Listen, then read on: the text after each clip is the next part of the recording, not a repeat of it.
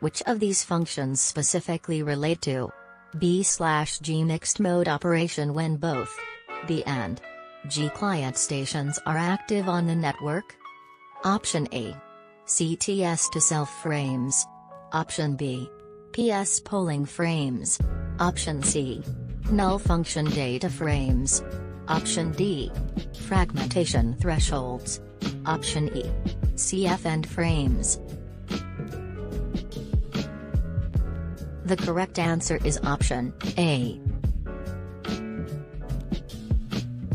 Given one screenshot of a fragment burst and another screenshot of one of the data frames decoded, determine which statements are true. Exhibit image. Option A.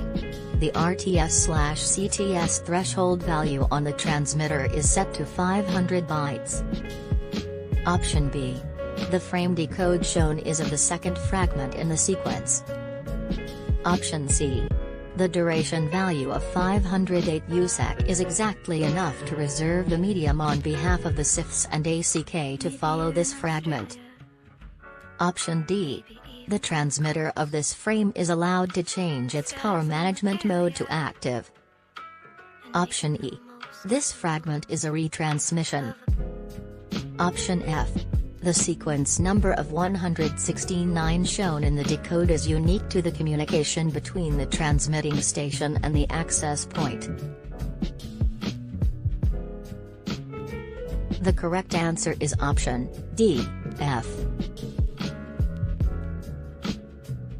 What are the primary mechanisms used by an BSS during a contention-free period to cause stations that are not the point coordinator to defer? Option A. CF parameter set elements in the beacons. Option B. The pseudorandom back-off timer in each station. Option C. Point coordination function interframe space, PIFS. Option D. Null function data frames using CIFS. Option E. Contention-free polling list broadcasts. F. All frames transmitted during the CFP have a duration field value of 32,768. The correct answer is option A, C. This screenshot displays a frame capture of a single ping request and ping reply communication between two wireless client stations across a wireless distribution system, WDS. Which packet numbers have both the from DS and to DS bits set to? Exhibit image. Option A. 1. Option B. 3. Option C. 5. Option D. 7. Option E. 9. Option F. 11.